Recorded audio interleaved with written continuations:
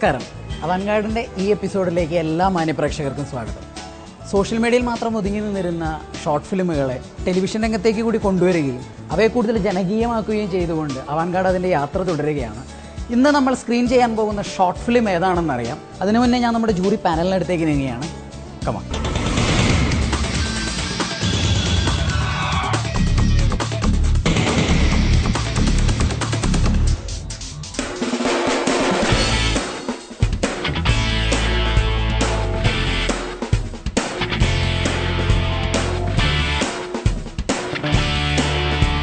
നമസ്കാരം sir.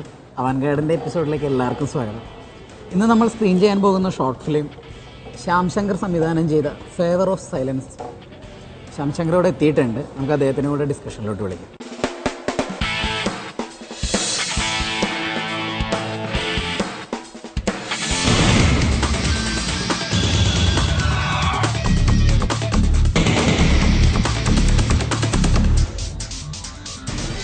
Sir, Shyam Shankar favour of silence എന്ന ഈ ഷോർട്ട് ഫിലിമിൻ്റെ സംവിധായകനാണ്. എന്താണ് സൈലൻസ് കൊണ്ട് പറയാൻ ഉദ്ദേശിച്ചത്? മനുഷ്യൻ്റെ ഒരു തിരിച്ചറിയില്ലായ്മ.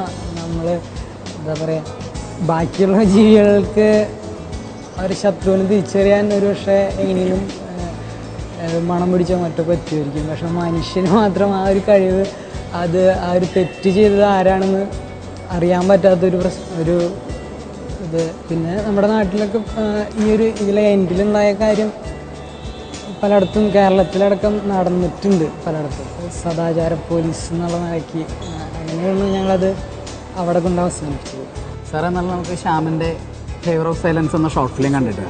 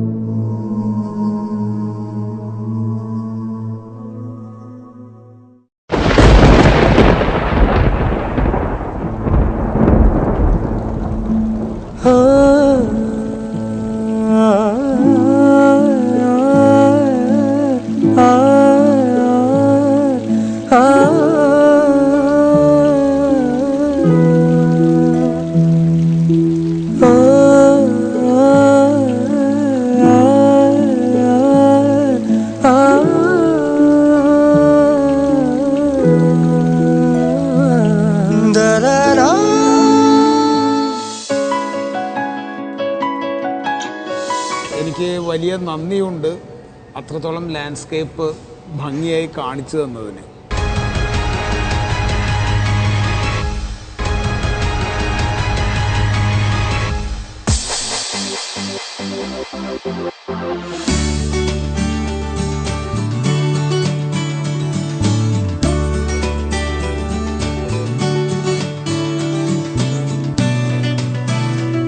ജെയിംസ് സർ, നമ്മൾ ഫേവർ ഓഫ് സൈലൻസ് എന്ന ഷോർട്ട് ഫിലിം കണ്ടു. നമുക്ക് അതിൻ്റെ റിവ്യൂവിൽ കിടക്കാം. അതിന് മുന്നേ ഇതിൽ അഭിനയിച്ച ജയന്തൻ വെള്ളാന്തറയും കൂടെ ഇവിടെ എത്തിയിട്ടുണ്ട്. നമുക്ക് അദ്ദേഹത്തിനെ കൂടെ ഡിസ്കഷനിലോട്ട് വിളിക്കാം.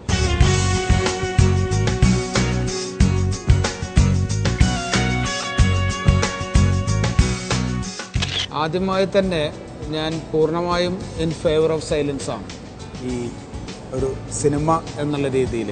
എനിക്ക് വലിയ നന്ദിയുണ്ട് അത്രത്തോളം ലാൻഡ്സ്കേപ്പ് ഭംഗിയായി കാണിച്ചു തന്നതിന്. ഫോട്ടോഗ്രാഫിയായിട്ട് എന്തെങ്കിലും ബന്ധമുണ്ടോ? കാരണം ലെൻസിങ് എന്നത് നല്ല അങ്ങനെ സ്നേഹത്തോടു കൂടി ലെൻസ് മാറ്റിക്കൊണ്ടിരിക്കുന്നത് പോലെ എനിക്ക് ഫീൽ ചെയ്യുന്നുണ്ടായിരുന്നു. അത്രത്തോളം ലെൻസിനെ കുറിച്ച് ധാരണയോ ലെൻസിനെ അറിയാനുള്ള ആഗ്രഹമോ ഉള്ള ഒരാളാണ് സിനിമാറ്റോഗ്രാഫി ചെയ്തിട്ടുള്ളത്. അതോ ഡയറക്ടർക്ക് അതിൽ?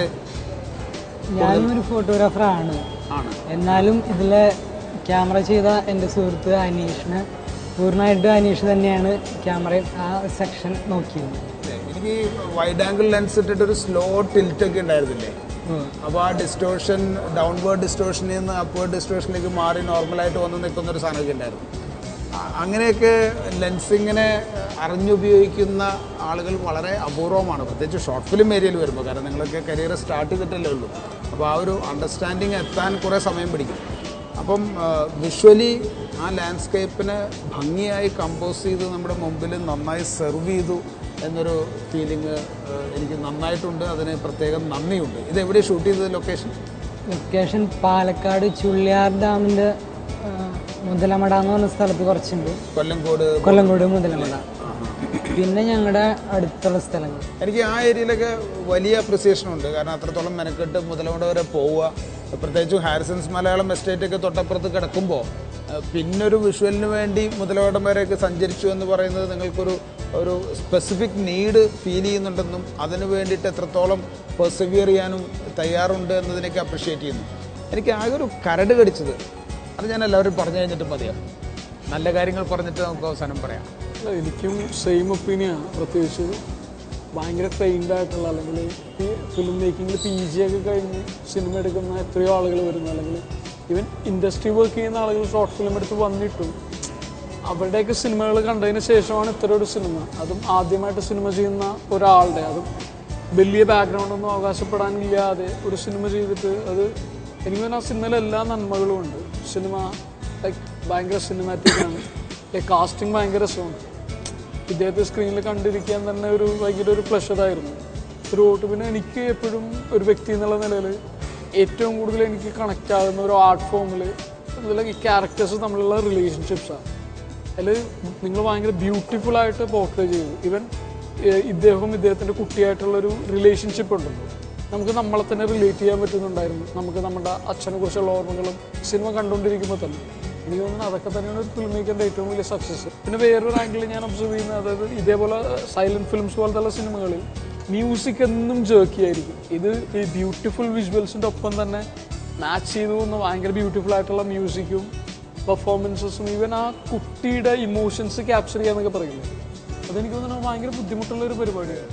ആ കൊച്ചിൻ്റെ ഇമോഷൻസ് ക്യാപ്ചർ ചെയ്യുക, അവൻ്റെ വെയിറ്റിംഗ് ഒക്കെ ക്യാപ്ചർ ചെയ്യുക എന്ന് പറഞ്ഞാൽ ലൈക്ക് ഭയങ്കര ബുദ്ധിമുട്ടാണ്. ആ കുട്ടി വർക്കായില്ലെങ്കിൽ എനിക്ക് സിനിമ വർക്കായില്ല, അല്ലെങ്കിൽ ആ കുട്ടിയുടെ വെയിറ്റിംഗ്, അല്ലെങ്കിൽ കുട്ടിയും ഇദ്ദേഹം തമ്മിലുള്ള റിലേഷൻഷിപ്പ് വർക്കായില്ലെങ്കിൽ എന്നെ സംബന്ധിച്ച് സിനിമയില്ല. ആക്ടർ എന്നുള്ള രീതിയിൽ എന്തൊക്കെയായിരുന്നു ഇൻസ്ട്രക്ഷൻസ്? പറഞ്ഞ പോലെ ചെയ്യാൻ ഒരു സാധാരണ മനുഷ്യൻ, ഏറ്റവും പാവപ്പെട്ടൊരു മനുഷ്യൻ, ആളെങ്ങനെ ബിഹേവ് ചെയ്യുന്ന വെച്ചാൽ അതുപോലെ ചെയ്താൽ മതി, വേറെ ഒന്നും വേണ്ട, പേടിക്കണ്ട എന്നുള്ള രീതിയിലാണ് പറഞ്ഞത്. അതർവൈസ് എന്താ ചെയ്യുന്നത് നാടകത്തിലോ അങ്ങനെയൊക്കെ? നാടകങ്ങളിലൊക്കെ അഭിനയിച്ചിട്ടുണ്ട്. പിന്നെ നാടകവും സിനിമയും ഒക്കെ ഭയങ്കര ഇഷ്ടമാണ്.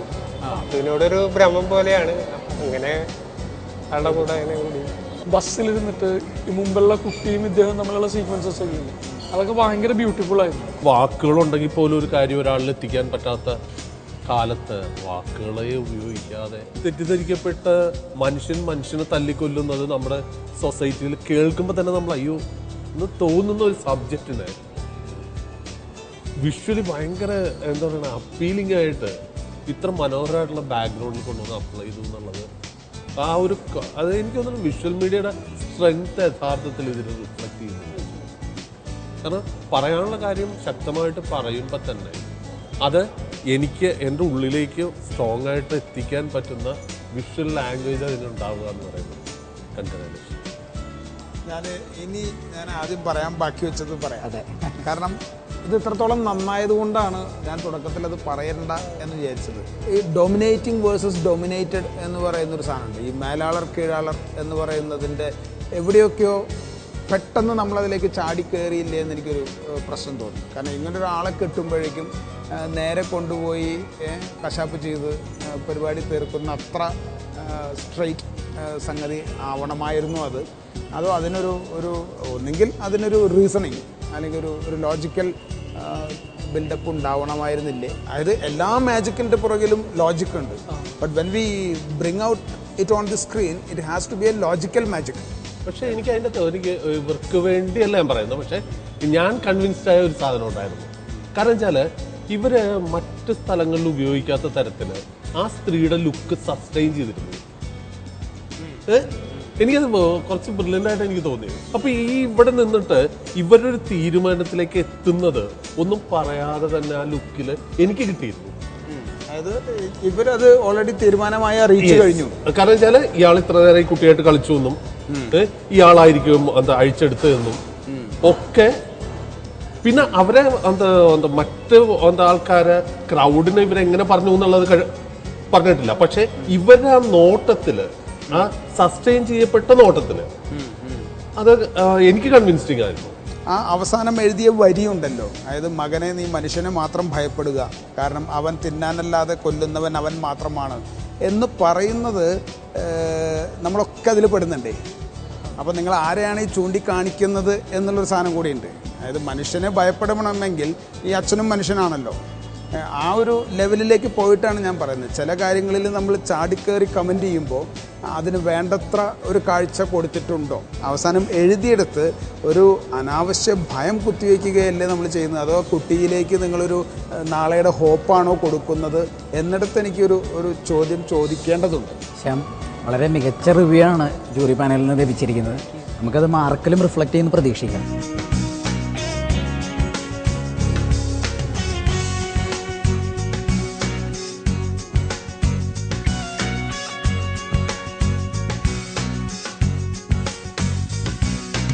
ഷിബു സാർ, ശ്യാം ശങ്കറിൻ്റെ ഫേവർ ഓഫ് സൈലൻസ് എന്ന ഷോർട്ട് ഫിലിമിൻ്റെ മാർക്ക് അറിയാൻ വന്നിരിക്കുകയാണ്. എത്രയാണ് ഇവരുടെ മാർക്ക്? ശ്യാമിൻ്റെ മാർക്ക് പറയാൻ എല്ലാവരും ഹാപ്പി. കാരണം ഇത് പ്രേക്ഷകരുടെ അടുത്ത് പറയേണ്ട കാര്യമുണ്ട്. കാരണം MSc മാസ് കമ്മ്യൂണിക്കേഷനും ഇങ്ങനെയൊക്കെ ചെയ്തിട്ട് വന്ന് നമ്മളെ നിരാശപ്പെടുത്തിയ ഒരുപാട് വർക്കുകളുണ്ട്. ഇവിടെ 12th പാസ്സായിട്ടുള്ളൂ എന്ന് പറഞ്ഞിട്ട് ഇയാൾ ചെയ്ത വർക്ക് നമ്മളെ സംബന്ധിച്ചോളം, അപ്പോൾ അത് എന്താ ഞാൻ മാർക്കങ്ങ് പറയാം. അതിലെല്ലാം ഉണ്ട്. Concept 8 marks, photography 8, edit 8, audio 8, performance 8. കാസ്റ്റിങ്ങിലൊക്കെ കാണിച്ച ഇങ്ങനെ വന്ന് ഇദ്ദേഹത്തിനെ പോലെ ഒരാൾ, കാരണം അതിൻ്റെ ഒരു കാസ്റ്റിങ്ങിൻ്റെ ബ്യൂട്ടി ഉണ്ടല്ലോ, പിന്നെ മൈന്യൂട്ട് ഡീറ്റെയിൽസ്. അപ്പോൾ ഇതെല്ലാം ഒരു ഡയറക്ടറുടെ ഈ കുറേ കാര്യങ്ങൾ ജന്മത്തിൽ തന്നെ കിട്ടണം. അറ്റൈൻ ചെയ്യാൻ പറ്റുന്നതിന് കുറേ ലിമിറ്റേഷൻ ഉണ്ട്. അവിടെയാണ് ഈ ഇൻബോൺ ടാലൻറ്റിന് ഇത്ര ഇമ്പോർട്ടൻസ് വരുന്നത്. ഇത്തരത്തിലുള്ള ഒരു വർക്ക് മുന്നോട്ട് നമ്മുടെ മുന്നിൽ കൊണ്ടുവന്ന് വെച്ചതിന് ഞങ്ങളുടെ എല്ലാ മനസ്സും തുറന്നിട്ട് 43 മാർക്കാണ് ഡയറക്ഷൻ, 50. ബ്രില്യൻറ്റ് മാർക്കും അത് കൊണ്ടിട്ട് 83 മാർക്സാണ് 100.